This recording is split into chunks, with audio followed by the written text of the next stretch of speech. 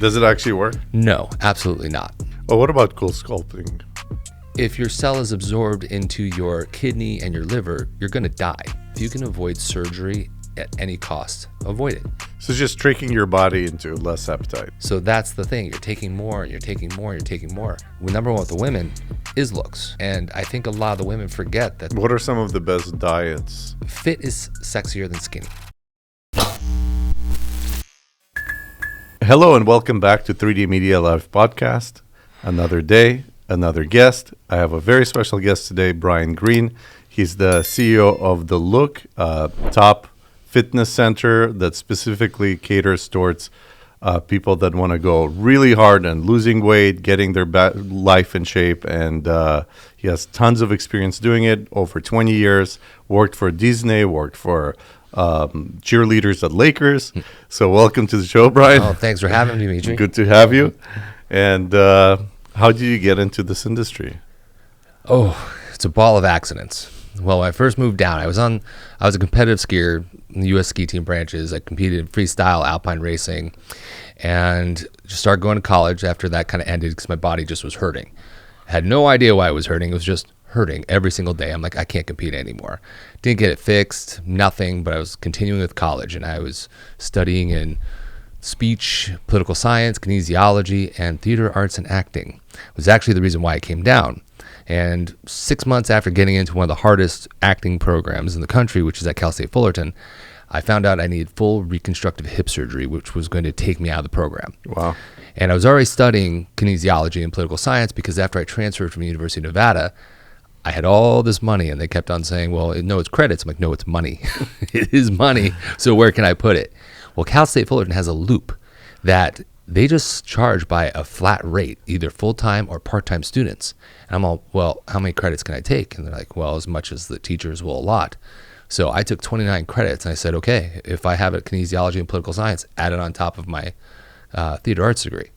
And they're Nice. like, all right, but you have to get it approved. So I got it approved, and I just took a truckload of credits each semester. But I found out that I had to get full reconstructive hip surgery. Wow. The reason why was to get into that theater department, and I had 2 months to get back. They allotted me 2 months, or they were going to kick me out of the program, and I would have to reapply. And anybody who's ever been through that department, it's like 2,000 people audition to get in. They only graduate 6 to 12 each year, and that's for the complete program. You can graduate with the general studies, but to get the BFA in acting, you have to go through the program. Now, I was an athlete. I never thought I was going to be in acting. Then roll into my hip surgery. I had to get back in 2 months, so I started studying. I always was lifting and working out, but I then started studying physical therapy. How could I get back to school in 2 months? They told me 6 months. That's when I'd start walking without a cane or crutches. I'm like, that's not acceptable. I have to be completely off.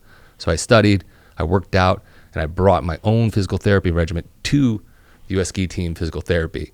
And Wow. They said, hey, sounds like a good idea. We're not sure, we've never done it, but why not? And there was 2 other people during the study, or that we actually wrote down as a study, because 2 other people were getting the exact same hip surgery as me. That was full reconstructive hip surgery where they cut the bone, they have to dislocate the hip, grind it down, put it back in, and make sure hopefully everything is okay. There's a professional bull rider, and then there was another professional cross-country skier there. I was downhill skiing, he was cross-country. When I left, both those guys were still on crutches. I was just on a cane. So my way worked, and they are still applying it, I think, as I know, for this hip surgery. But even though hip surgery has come far, far away from I got it in 2002. And then... Is that a common injury in skiing? No, actually it isn't. The back is, and that's actually, I broke my back at the T12 and L1. How did you break that? I can't pinpoint which one, but when you're jumping freestyle, you're jumping off cliffs, you're jumping off kickers. It just snaps at some point. There's only probably one that I think that I jumped off this cliff, and it was about 60 to 80 feet. And when I landed, I felt like I got kicked in the stomach by a Clydesdale horse. I couldn't breathe. I was just gasping, and I probably got up because I was on camera and laid right back down and just laid there for about 20 minutes. Wow. Skied home, or I skied down, drove home, and I just laid on the couch for about 2 weeks. Do you know that something broke in the back or no? Oh, actually, I didn't find out till the hip surgery. So Wow. after going to all these doctors trying to figure out what's wrong with me, I had 5 MRIs, finally gave up, went to the specialist orthopedic surgeon. He pulls up my MRIs. He goes, when did you break your back? I'm all, I didn't break my back. He goes, yes, you did. Your T12 and L1 are now 1. So you fractured it sometime in your life. Well, but I'm not paralyzed. I wasn't paralyzed. He goes, okay. Simple thing is that you can break your back without being paralyzed. And I'm like, oh, well, as a kid, everybody thinks that you break your back, you break your neck, you're done, you're paralyzed. But no, I just worked around it. That's what caused my irregular gait to jack up my hip. So that's why I had to get surgery, because it just destroyed the bone, destroyed the cartilage, and then I formed a calcium spur on top of the ball joint that stopped actually leg mobility and locked it in place. So that's why I had to get the surgery, and I had to get it now in that time when I was going to school, because they said if you prolonged it, you're just going to have to get a full replacement. You don't want that. How long was the recovery? Well, it was 2 months until I was walking on a cane. I got back to school and I was walking on a cane for 1 week, which was my stupidity. Everybody's looking at me like I work at Hot Topic and said, why does that guy have a cane? Like I was the Unabomber or something, and I got rid of it, and it hurt really bad. I suffered. I should have kept the cane, but probably I was back to a normal gait about 4 months. But then I went back to coaching skiing the year later. They said I would never ski again. They would never say I'd walk again.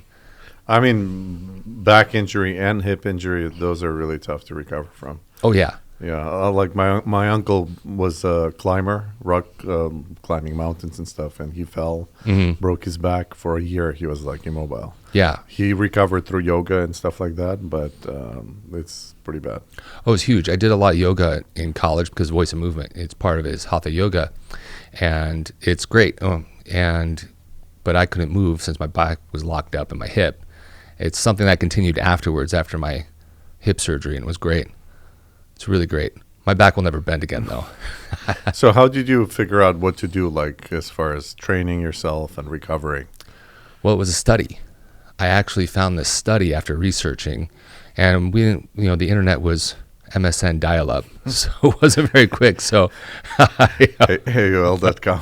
Yeah, so I had to go old school and find a lot of studies, and so went to the library, went to the local library, state library, and I came across an article of this knee surgery, these full replacement knee surgeries, and similar to mine, which was 3 different studies, and it was a athlete, the average guy, and then this older woman.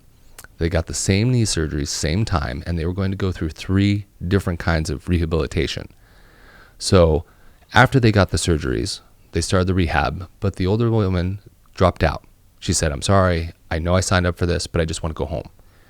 They're like, we don't recommend that, but okay, we can't go against your wishes going home, but can you check in about a month, see how you're doing? She goes, yeah, I owe you that, guys. I'll do that. She comes back a month, and she's walking completely fine. Wow, in 1 month? In 1 month. And how did she accomplish that? Well, so the doctors were like, what did you do? What are you doing in rehab? She goes, I'm not doing any rehab. I'm just cleaning my house. They're like, what do you mean you're cleaning your house? Like, you have to be doing rehab. You're moving great. You have great mobility. You have great range of motion. This is not possible. So they said, hey, can we go watch what you do on a day-to-day basis? And she's like, yeah, sure, come over to my house. Well, she lived on a boat, and the constant that's rocking. interesting. So I stole it from that. Now, it was a knee surgery, but the stability, the building of your stabilization muscles and everything that surrounds your joints is more important sometimes than building your primary muscles that are the functional movement of an exercise or even just moving. So hold on, if a person doesn't have a boat to live on and he wants to recover, what kind of exercise can they do to supplement that? So I started taking, what I said to him was, let's take a racquetball, let's take a tennis ball, anything. So anything I'm pressing with my leg, let's make it, stabilize. They weren't a big fan, even the bands. So we had a lot of bands where I was pressing into it and just keeping it where it was just shaking. So I was working on a lot of reflective contractions. And reflective contractions, like if I throw a ball at you, your natural instinct is to have a reflex to grab the ball. When the ball hits your hand, you're naturally going to grab it. Mm-hmm. Whenever you get surgery, whenever you have any damage to a muscle or joints, your body has to rebuild the initial muscles and stabilizers that have that reflex reaction. It's a tiny reactive that sends it from your eye to your reflexes that you just have this natural ability. Well, if anybody has known, when they broke their wrist, they broke their arm, they broke their leg, your muscle atrophies, and then just getting it to work again is Yeah. a I heart remember feet. after being in a cast for 6 weeks, it was It's weird. very difficult to like bend the elbow and stuff like that. Yeah. So building that signal from your brain to say move. I mean, what's that movie Kill Bill, where wiggle your Yeah. big toe. It's a pretty epic movie. Yeah. So you're just saying, wiggle your big toe, and so that was the same thing. I'm like, okay, so I was on crutches. Well, I was never in a wheelchair because you had to keep the hip mobile. So that when I was in bed, they actually had this machine that kept me moving so it didn't freeze the joint. And everybody's heard of frozen shoulder before, but your hip can be frozen as well. So after surgery, they kept it on this uncomfortable machine, keeping the range of motion. But after that, it was like, move your leg, and the muscles just went fire. So to build that firing, to build those reflective contractions, I said, get a racquetball, let's do this. And they said, hey, we've never done it. It makes sense, but let's do it. It's your choice. So every time they had me on a press, so they started me like laying down because they had limited weight restrictions. You couldn't put all your weight on it. And as they increased, we had the ball and just kept on shaking, kept on moving. Then eventually, when I started standing on it, I was standing on one leg, standing on that leg to build it up. Of course, it wanted to tumble, but you just had to build it and keep going, just like wiggle your big toe. Just had to do it. And I think it made the process much faster in the recovery. And obviously did, since the other two people were still in crutches when I left. The professional bull rider, he was still on one crutch, and I was on a cane. And we were pretty similar. I mean, I've never met an old bull rider before, so we were about the same age. How old were you when you had the injury? 22. Well, the injury was probably 17, 18. Oh, you started just the active recovery at the 22 age? Yes, at 22. Whoa. And if you didn't do it, then you would have been just limping for the rest of your life? Or? yeah, they would have had to do full replacement, which that would have been horrible. They would have chopped off the part of the hip. They would have put a ball joint in there, and everybody's heard those at that time actually were really bad because you had massive recalls on them. Mm-hmm. Now we've come night and day where hip surgery, I wish there was parts that I wish I got it later, but I couldn't have. My dad was in and out. He's had dual hip replacements in the right hip and the left hip. He was walking the next day. I was supposed to be in the hospital for 10 days, and I begged to get out at 5. I'm like, let me out. I hate hospitals. I can't do it. Always made me sick. Have you seen those machines where you stand and it like wiggles and... Yeah, the power plate. The one that I saw was at CES this year. Mm-hmm. It was Dr. something.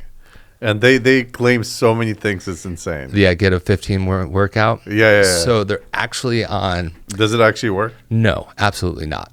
Because as we talked about reflective contractions, the thing about reflexes, they're unpredictable. With that power plate, you're predicting it. And as much as I would love to stand on something in a squat position or push-up position and get a 15-minute workout, your joints and muscles have to go through a range of motion. Just locking in place, yeah, you'll get isometric workout, and yeah, it fires it up by shaking. But that's like people who are putting on those new muscle stem suits and thinking that they're getting a better workout than from lifting a heavier weight. Or the ones that are like you put it on the thing and it vibrates. Yeah, the muscle stem. Yeah. They won't. You have to take the muscle through the range of motion.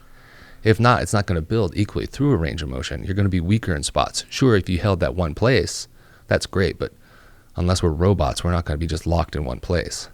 I know somebody that was using that Electra, whatever it's called, a girl. And her whole body went into some kind of a shock. I don't remember the details, but she ended up in the hospital, almost died. Oh, really? Yeah.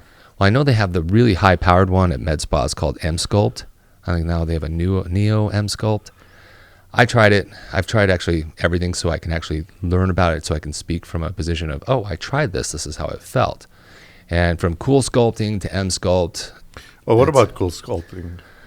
Well, the idea was I was in Germany in 2017 or something, 16, I forgot exactly. And my brother-in-law took me to, I was in Austria. It's like this new fad, whatever. In Germany, they have these machines.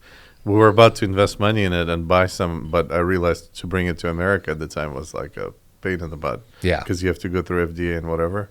But the idea was they would freeze your fat and then you poop it out or something like that. It's supposed to pass through a urine stream. Or whatever, yeah. I just don't remember all the details. They were trying to sell it to me at the time, but I didn't dare to risk it. Does it actually work or no? If it does, it doesn't work as much as they claim. And the science, if you read about the two doctors who discovered it, they were in a park and they were watching two boys with popsicles. And the two boys had dimples. And they said, hey, that's how they got the dimples. Is that because it froze and then the fat cells died? And then it passed through your urine stream. So there are studies saying that that's hogwash. That's can't happen, because if your cell is absorbed into your kidney and your liver, you're going to die. There's things that happen that actually already occur, that like rhabdomyolysis. Rhabdomyolysis, when your muscle breaks down and starts actually being absorbed into your kidneys and your bloodstream, your kidneys, and you will start urinating Coca-Cola. It's very popular in marathon runners. It's very popular in CrossFit for a while, is that you just work the muscle so hard and for such a long duration that the muscle breaks down. Everybody who's had rhabdomyolysis knows the feeling, and it's an awful feeling. And sometimes the muscle doesn't come back because you literally have just dissolved the muscle. If you could say that, that's not really the medical term, but rhabdomyolysis is the breakdown of the muscle fibers into your bloodstream. So that can happen from also like that freezing? So no, so if that's what they're saying, it's happening, that it's going into your bloodstream or somehow it's absorbed into your liver and then your kidneys and pass through your urine stream. I don't know how at a massive absorption rate that it would be able to do that. And I've seen many people get CoolSculpting, and I've received CoolSculpting myself because I worked with med spas, and I said, hey, I only refer it if I try it. I had it done. It did nothing. I do know they have some negative effects where actually body fat cells are created from the damage. How? Supposedly that it has a reverse effect, that you damage the skin.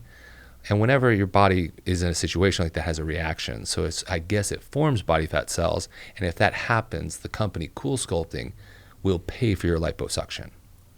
I forgot the medical term that's called when that happens. But again, as much as I wish that I could take a cold vacuum to my lower abdomen, my back of my arms, just have a six pack. I would be hanging out with the Smurfs and Voltron and every one of my heroes from cartoons. It just is not plausible. Plus, they always tell you need to follow a diet. So how do you know what really works? Is it the CoolSculpting or is it the diet? And everybody I've seen who's done it, I have seen little to no effect from CoolSculpting. And also, it is a great sell. You just can't get one. We need you to buy the 6-pack at $8,000. Anything that you're supposed to see differences after one. I mean, I know with the lasers, you see a difference. If you get Botox, you see a difference. If you get a filler, you get, there's a difference. But if you have to do it multiple times to see the effect, is it truly working? And again, is it the diet? For me, it's like if something truly works, everyone's going to do it. Exactly. It becomes ubiquitous. But yes. I don't think that's the case with this CoolSculpting. It hasn't caught on. I mean, when I saw it for the first time, I thought maybe this new thing. But it's been almost like 10 years. Yeah, it had a chance to really go viral. Correct. And even the M Sculpt is very similar. Like Ozempic actually seems to be working because people are using it widely now. Correct. Ozempic is being used by people who have diabetes to the everyday house mom who doesn't need it for their diabetic reasons. And it is the magic potion, so to say. It's a peptide, branched chain amino acids. And the greatest part about it is it's eradicated gastric bypasses. Where gastric bypass, there was 2 different forms where they would cut your stomach lining in half from a major invasive surgery, or lap band, which was the plastic rubber band like item. Wasn't a rubber band, but it was an item that was circular, and it would cut off the flow to make the stomach smaller, and it came with like a pump. That's for like people to have extreme weight loss? Correct. I actually know somebody like that, and unfortunately they passed away recently. And was it from the surgery? I don't know. They lived after the surgery probably another 15 years, 20 years, but I think they got cancer or something. Okay. So maybe it's related after the procedure, but he was like super obese, and then he turned super skinny. So I guess it did work in a sense. It does. But maybe it shortened his life expectancy. I don't know. Yeah. It's hard to say. It's really, really invasive. I mean, everybody will say it. If you can avoid surgery at any cost, avoid it. It's very hard on your body, from the anesthesia to the cutting of your skin to the. Right. It's not pleasant. Even with my hip surgery, sadly, I saw the operating room before they actually started giving me the anesthesia, and it looked like I was walking into Home Depot with chrome tools. And I started to freak out. I'm like, what's that being used on? I mean, it was like table saws looked like. And it's a brutal process. They cut up your bone if you're getting something like that, and the bones go flying. They're wearing full shields. And I still actually have a particle of bone inside by my hip. And every time I get an x-ray, they go, oh, what's that? I'm like, that's a particle of bone. They go, oh, it happens. Because shards of bones are shooting off. But anytime you can avoid a surgery, right. which GLP-1s, tirzepatide, which is Wegovy, Ozempic, Mounjaro, and they're coming up with some really fancy ones. What about like the long-term effects? I've read some articles saying that there's really bad side effects long-term. Yes. So and they also say it's like derived from some kind of a snake poison or like lizard poison or something. Oh, I'm not sure about that. I've never heard the snake poison one. BS article. But I wouldn't doubt it, because it's wherever they find some of these things. But it's how do I put it? It's the long-term effects of anything that's foreign into our body, and we only have had it for a short amount of time. We don't know. We truly, truly do not know. What we do know is that, yes, it can cause digestive paralysis. Similar to if you ever go in surgery for anesthesia, they wait till you go to the bathroom, because your stomach and your colon, they might shut down. It goes into a paralysis. So they make sure it's working before you leave. And GLP-1s slow down your GI tract. So if you ever actually have to get surgery, you have to be off the GLP-1s or tirzepatide 2 weeks, a minimum of 2 weeks before you get the surgery, because you have to have your GI system flowing at a normal state. So it slows it down, and which is great because, well, for the people who are obese, it makes them feel full. And GLP-1 is actually the name of the signal that your stomach sends to your brain. So without science behind it, think of it as two friends calling each other up and be like, hey, yo, this is stomach. What's up? What's up, brain? What's up, man? What's going on? Yeah, dude, I just ate down this huge steak with french fries. Yeah, I'm full.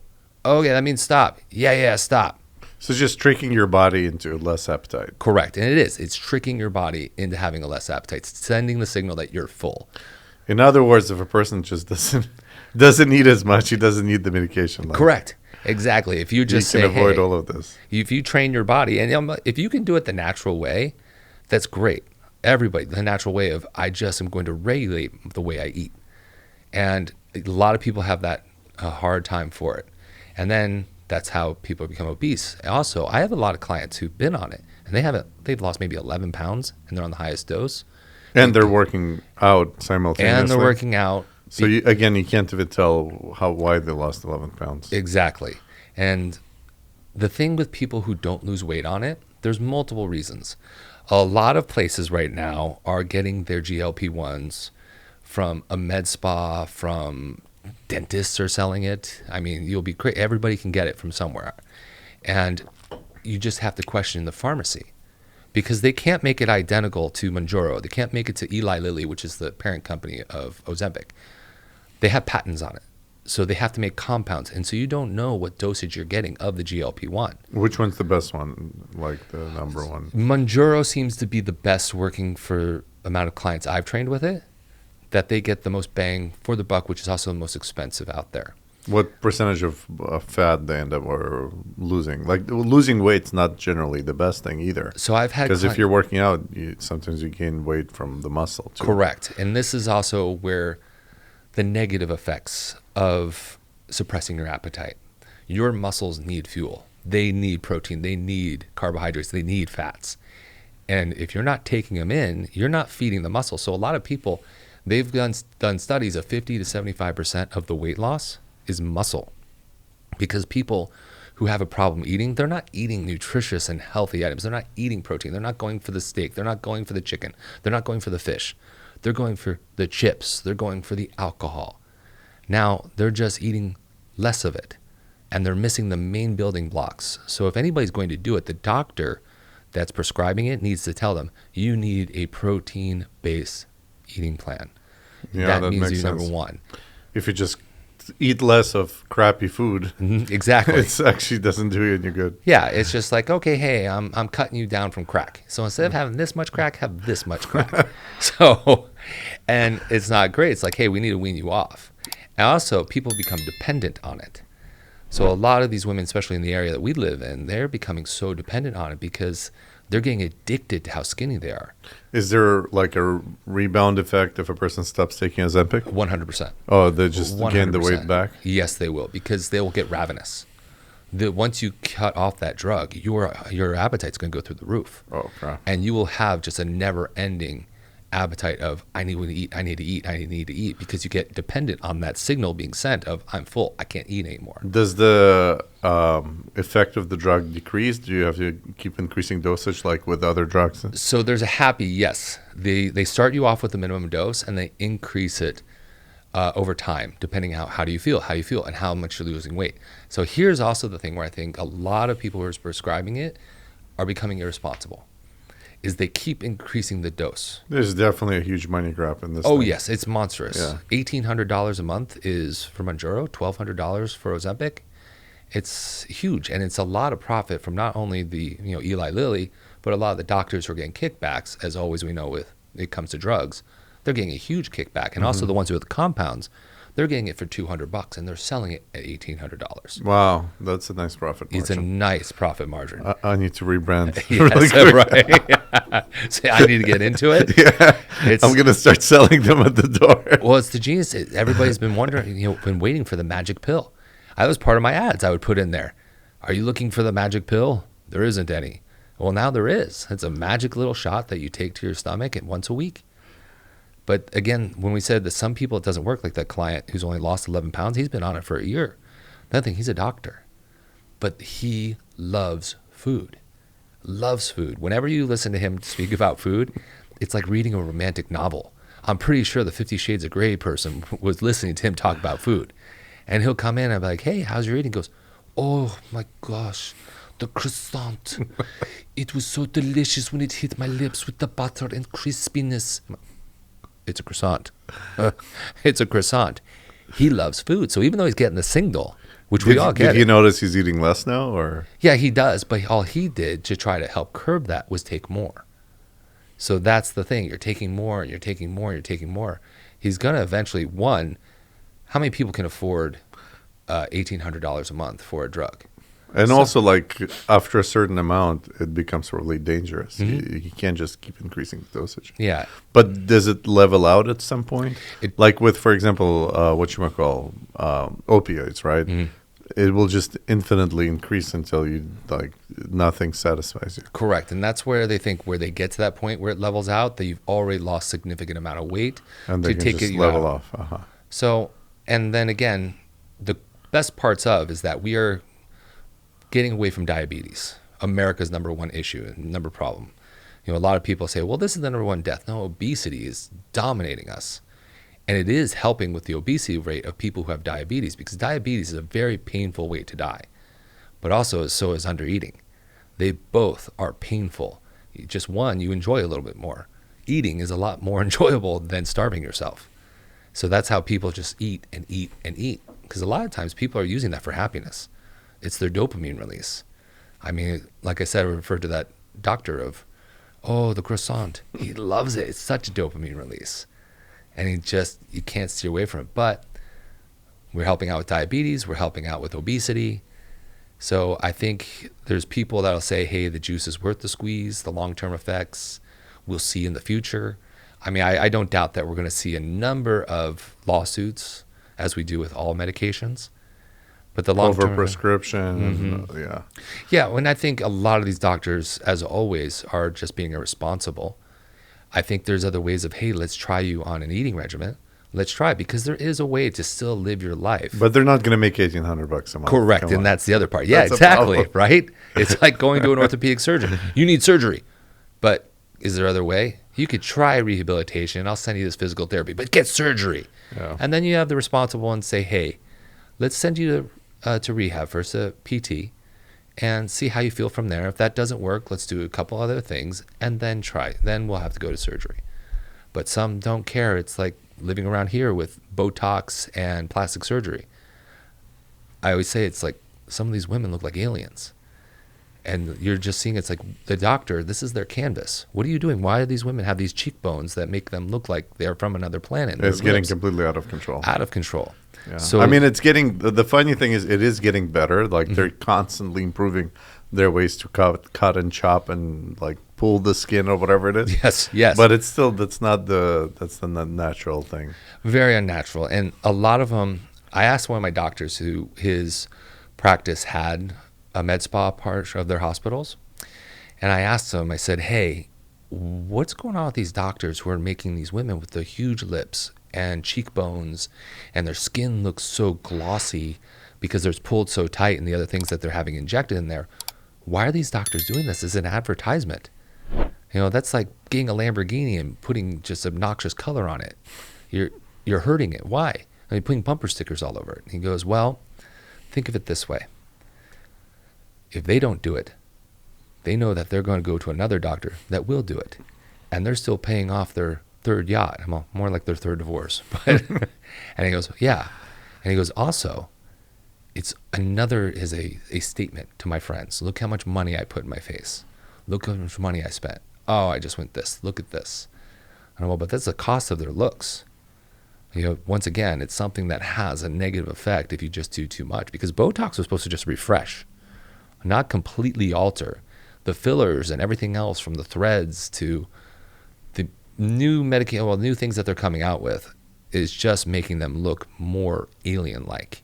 And the other problem is it's all superficial too. It doesn't make the person healthy. Like, you want to look naturally good from health, not just like you pull the skin a little bit. What's underneath it is like, first of all, accepting aging. I think it's normal way of life. I had my cousin at the podcast. She's a really highly esteemed dermatologist, and she said, you know, I personally believe like aging is fine. Yes. You don't have to go crazy on all these things. Like, you want to maintain your health, absolutely. But to kind of cheat aging,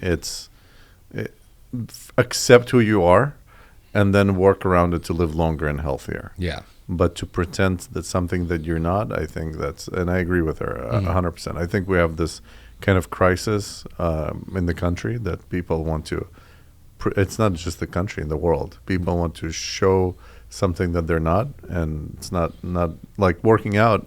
That's a different thing. You're actually improving your health, longevity, and as a result, you look better too. But for me, that's not the primary goal. Like, I started working out with you, and it's not about the looks. I just want to feel healthier. I want to live longer. I want to be with my kids for many more years. Exactly. If I look better, it's a bonus. Yeah, it's so most of the men that come in, yes, they know that looks are secondary, that come with it. But number one is primary. Number one with the women is looks that they come in.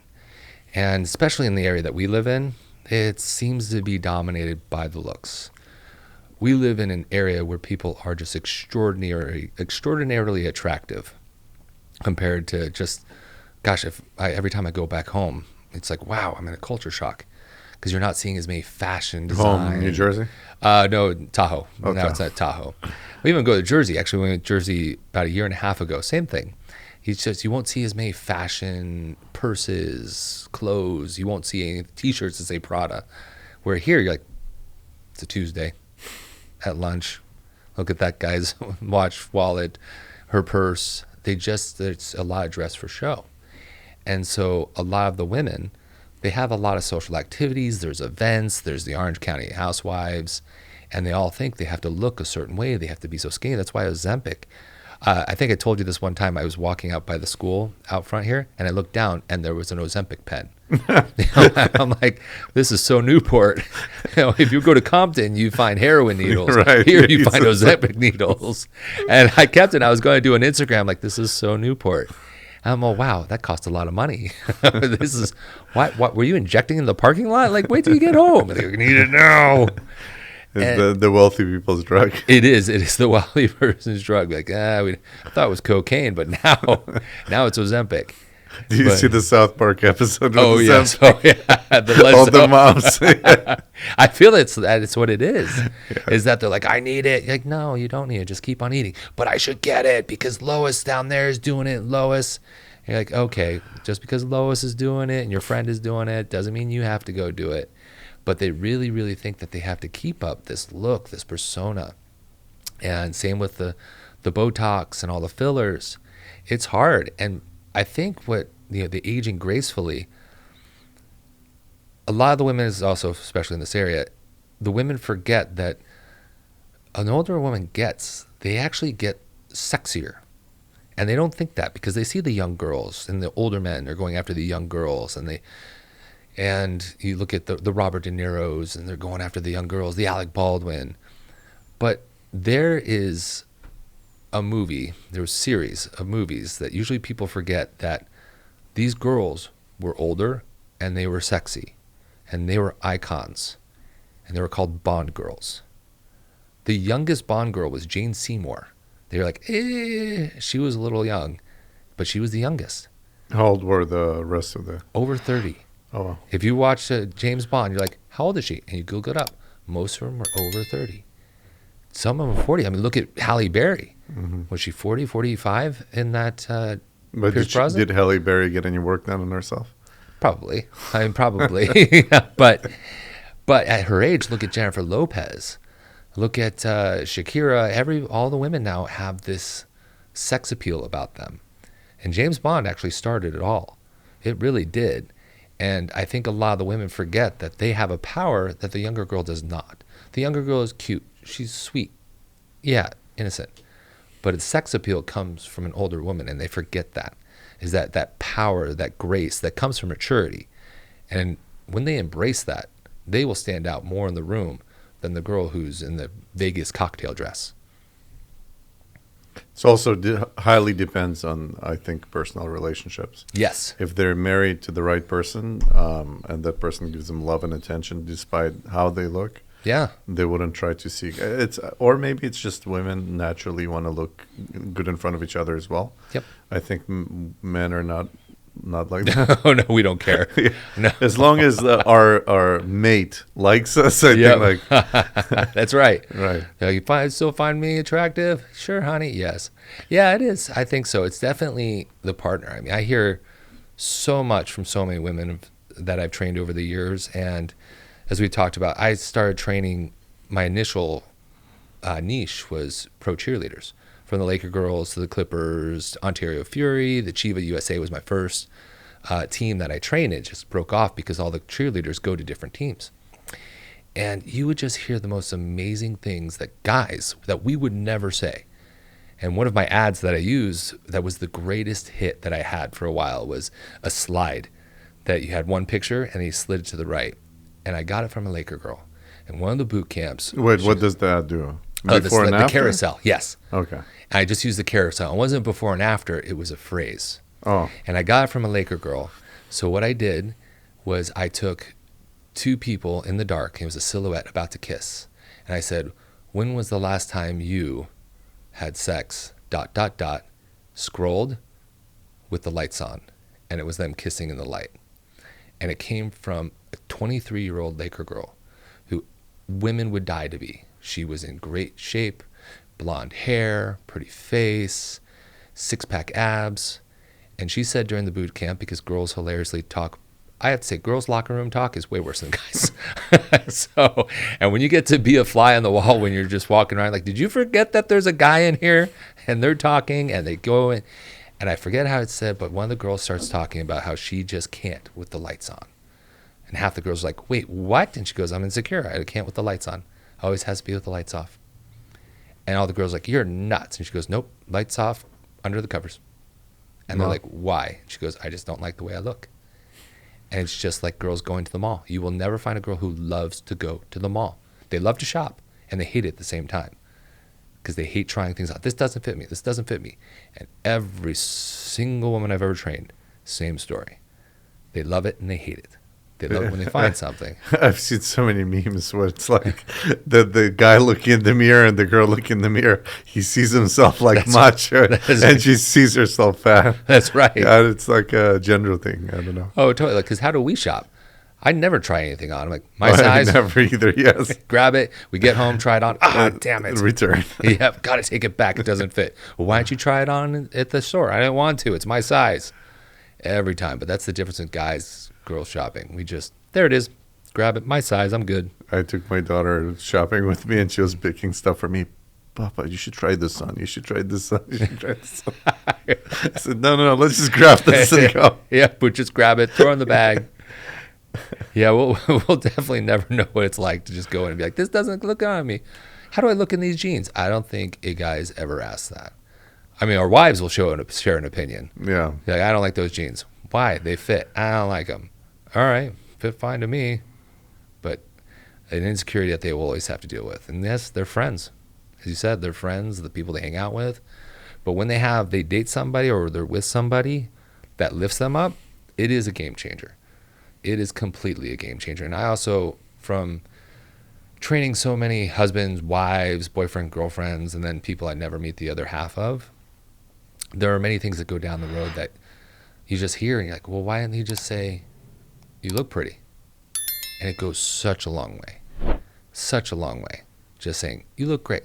You look wonderful. Because we just, even us as guys, we need to hear it once in a while.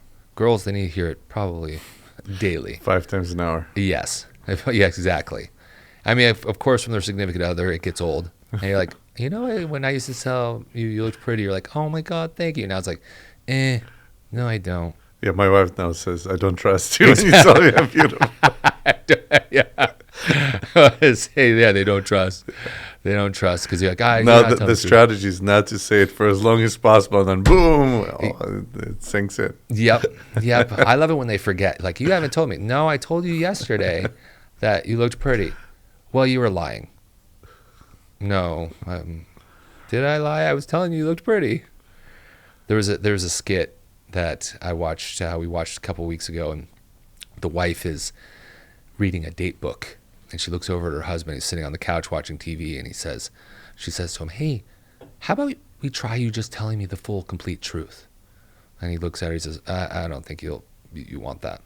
She goes, yeah, I think that'd be great. You should do that. No, I did. I just told you wouldn't like that. And it's a new skit. She comes out. She's putting on these jeans. She goes, am I fat? He says, no, you're not fat. I mean, you're fatter than you used to be. It just goes through all these situations of him telling the full, complete truth. And at the end, she's like, how about I tell the truth about what you? I'm like, no, I wouldn't like that. I told you wouldn't like that, and I wouldn't like that either. But yeah, it's funny how they hear it all first. We're built different. Yes. We're built different, and it's a good thing. I think both genders have their advantages, but for guys, we're so straightforward and maybe less sensitive as a result. Yes. But we're like, boom, this is it. My wife always says, you're always trying to fix everything. I said, what's wrong with that? That's right. It's like, no, you got to listen to, like, so we're talking about, like, with our kids. Like, I see a problem, I'm trying to get to the bottom of it. No, it's just sometimes it's not about talking to fix the problem. Just give them a hug, give them a kiss. No, but maybe we can fix this, resolve it. That's right. Figure a solution. Yeah. But anyways, so what's the solution? Let's get back to the topic. What's the solution for working out and fitness?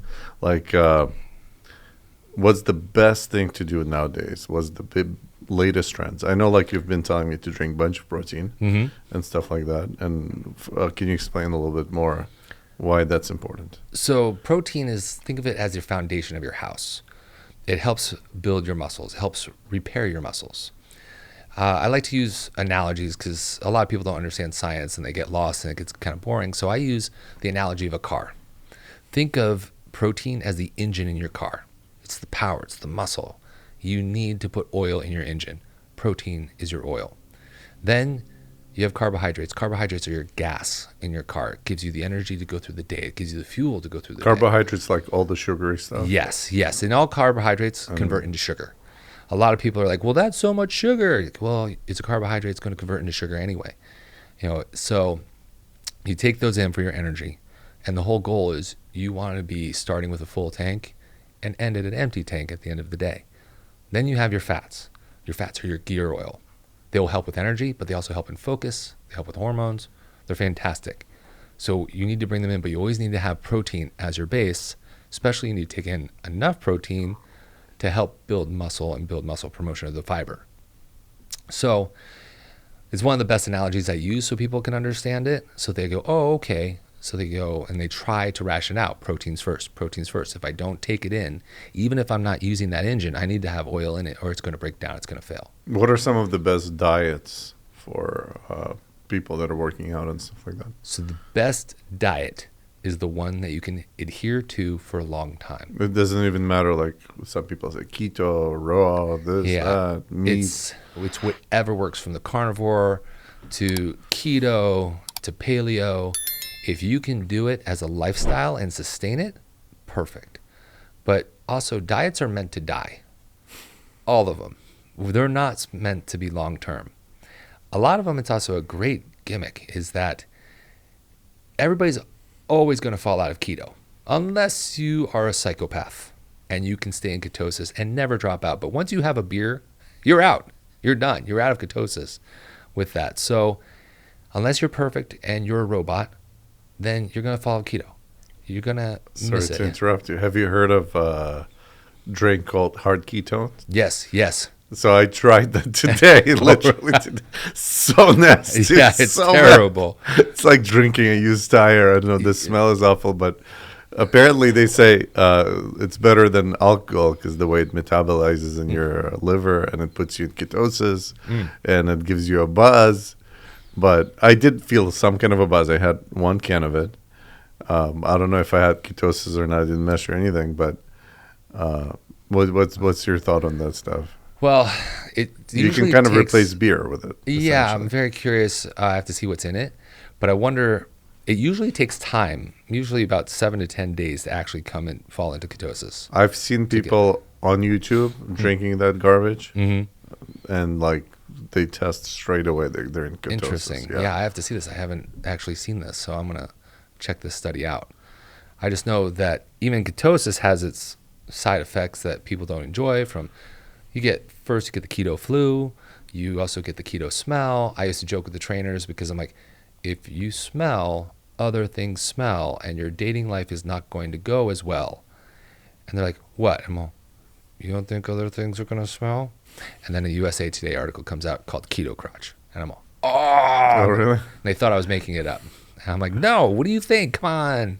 Any place that has dermis that you breathe, that you can smell, is going to smell. And just amplified in areas that you do smell, from your armpits, everything. So it's one of the negative effects. Plus, we also, another thing like Ozempic, we don't know the long-term effects because it's relatively new.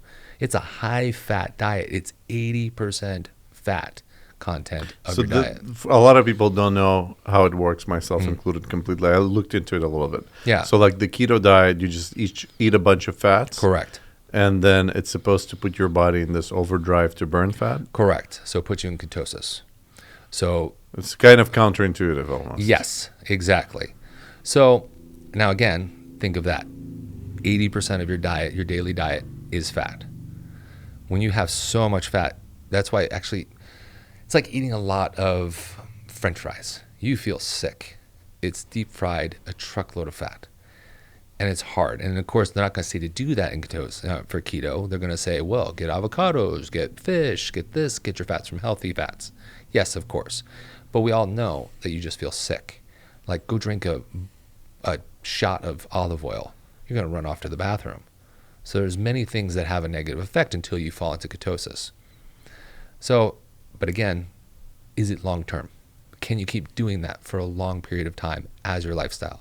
Most likely no. So that's like a way to kind of hack your body. And the whole idea of ketosis is just burning fat. Correct. Burning more fat than you have. Yep. Which you can also get through just working out. Yeah. And you also just... That's a natural way of ketosis. Yeah. And a caloric deficit.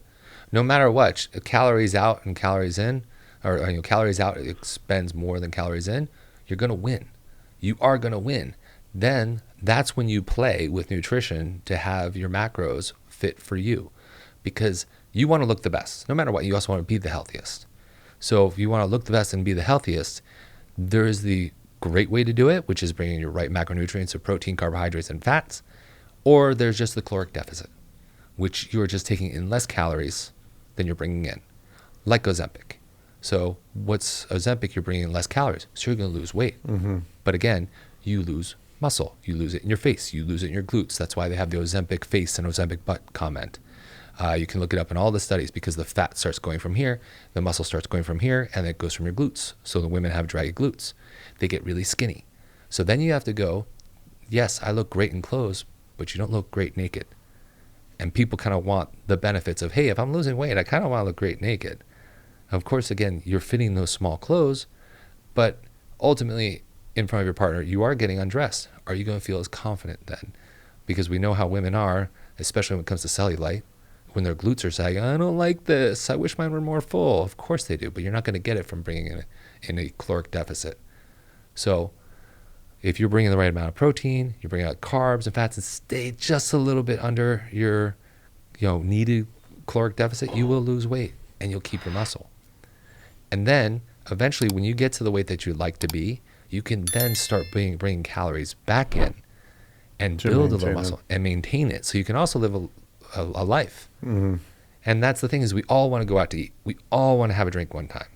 We also want to go and live our vacations and not worry like a psychopath that, oh my gosh, how many calories did I bring in? I'm going to gain weight. People should look at eating as a 7-day quiz. If you get 6 out of 7, you're still getting a passing grade. You're still doing well, even 5 out of 7. It's when you get to that 4 out of 7, you're not doing too great. Also, you have this mentality of when people eat bad for one meal, that they ruin the day. They didn't ruin the day. Just get back on eating protein. If you went out to go eat and you had mashed potatoes, you had steak, and you had asparagus with butter all over it, have protein shakes later. Also, you can plan for it. There's certain steps that you know that you're going out to eat with the friends tonight. Plan for it. Have just protein throughout the day, and then have carbs and fats at night, and you will have a good ratio for the day, and you won. What happens if a person just overdoses on protein and doesn't work out or whatever? Doesn't it turn into like negative? Well, it's same thing with calorie in, calorie out. If you're eating more protein to raise your calories high, yes, it will be stored as fat. Does it get utilized? That's the telltale time of like how much. How do you know protein. how much to utilize? Well, how much to take? There's different studies out there that say, oh, well, you should only bring in 40 grams on your side, 60 grams.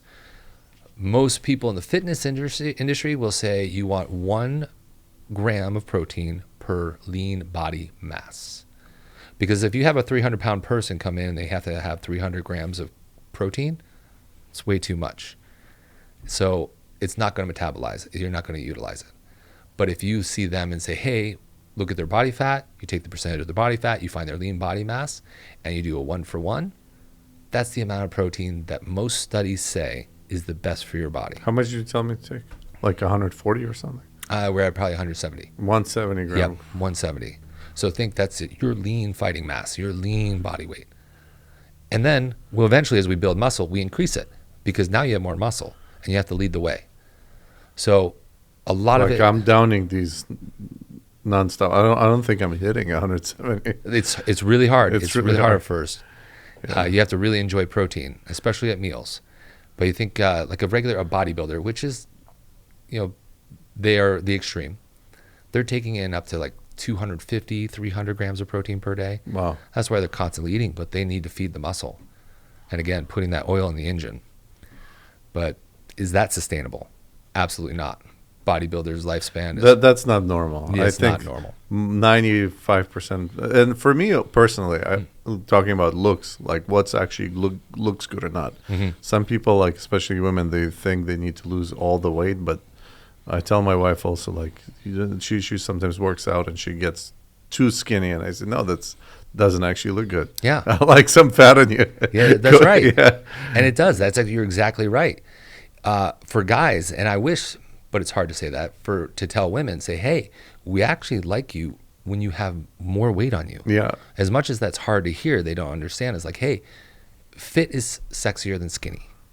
It really is. And if someone has, just with women for 6-pack abs, they're in a very low fat content where their hormones are affected. Usually they're on PEDs. Like what most fitness influencers won't tell people is that they're on a PED of some sort. What's a PD? Performance enhancing drug. Oh. And there's a lot of them that women take. And they won't tell you, because usually when you think of steroids, you think of PEDs. They think, just huge monster. I'm going to get these Raises traps. testosterone. Yes, levels. and blast it out in deep voice. Nice mustache. Yes, but there are PEDs for women that actually are called the female steroid, which is Anavar, which a lot of these fitness competitors in the bikini division take. They take amongst other things. But that's the most popular. Guys want it as well. It's like the hardest to get, most expensive, but they want it. It has the lowest side effects. But a lot of these women see the negative effects where they virilize.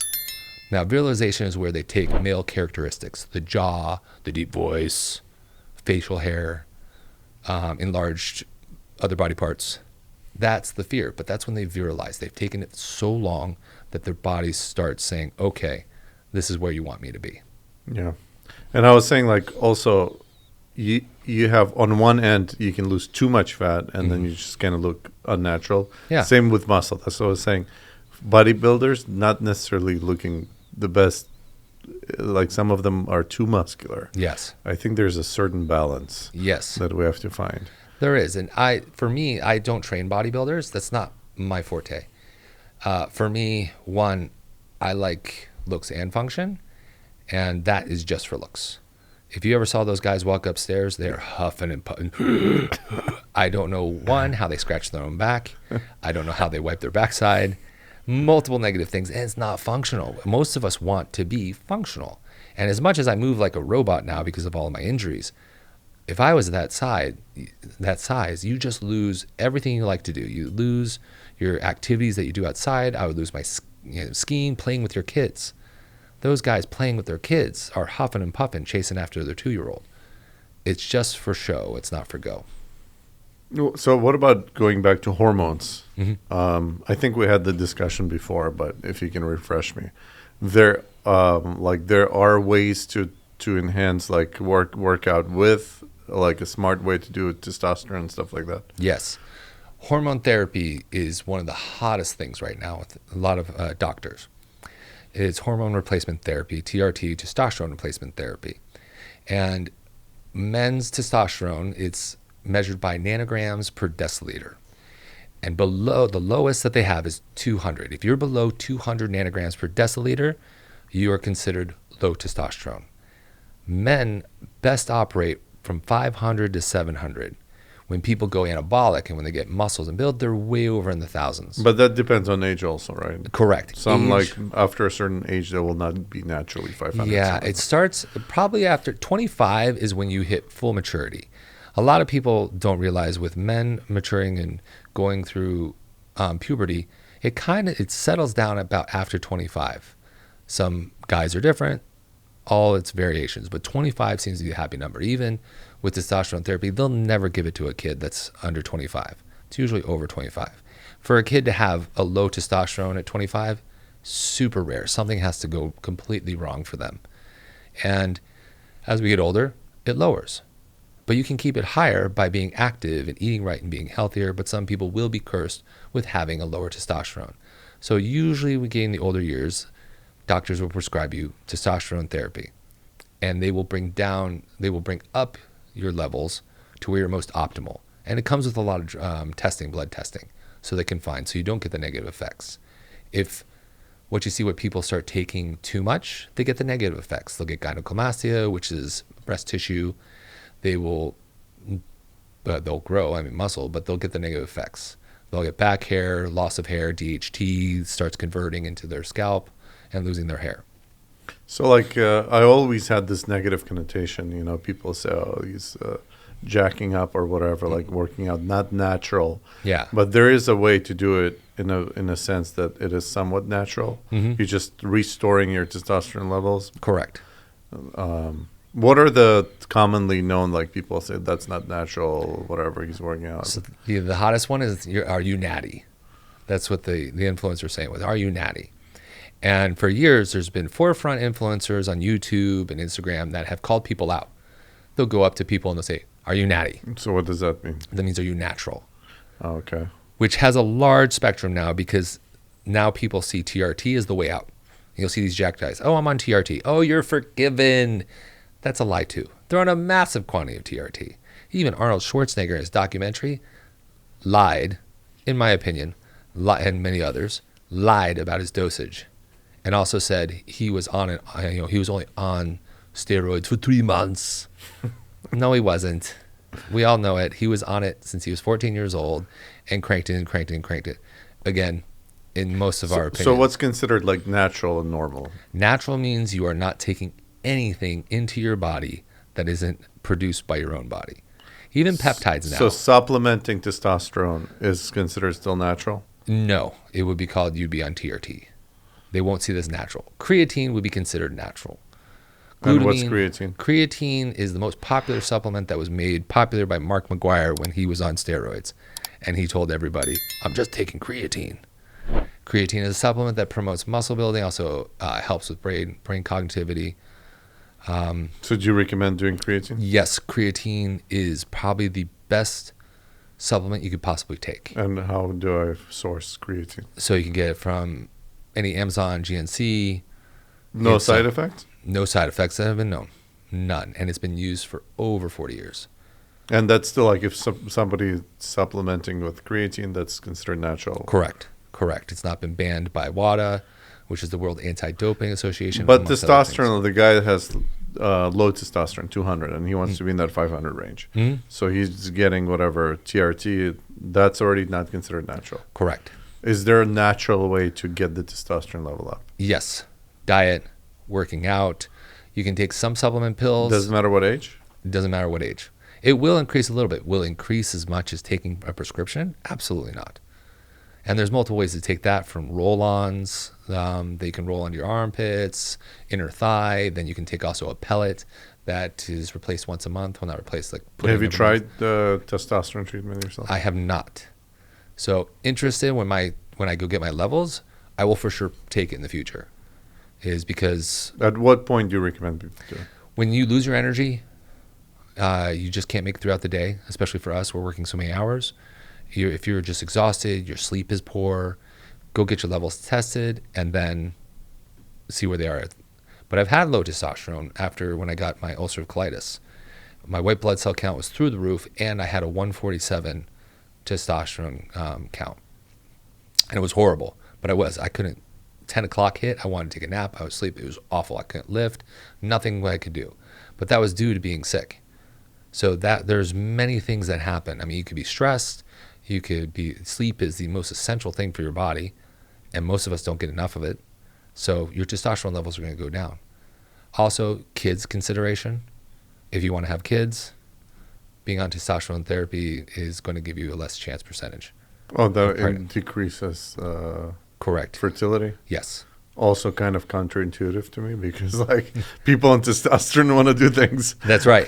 Exactly. That's it, because it raises your libido. Now, it is not birth control. So if it raises libido, why does it reduce fertility? Well, it shuts off your production. So it shuts off your natural testosterone production. And the natural testosterone is what's responsible for fertility? Correct. So if you shut down your natural production and you're getting it from an outside source, that's going to shut down your fertility. Interesting. That's also why you'll get the negative effects. So when people take too much testosterone, your body has to produce a hormone. And what's the antithesis of testosterone? Is estrogen. So that's when gynecomastia and so forth will form. Interesting stuff. What time is it, by the way? It's 5:39. Okay, we got to go. Time to go work out. Yes. So just to conclude, thank you very much. I think it's great that, first of all, very hot topic. I think a lot of people should get into fitness and health the natural way. For some people, that might be with supplementing with creatines or maybe testosterone, maybe Ozempic, depends on the case. But obviously, nothing replaces good old-fashioned just working out. And I do want to cover other topics with you. The great thing is you're right next to me. Yes. Right. We'll continue to do another podcast soon. I think you want to start your own podcast soon.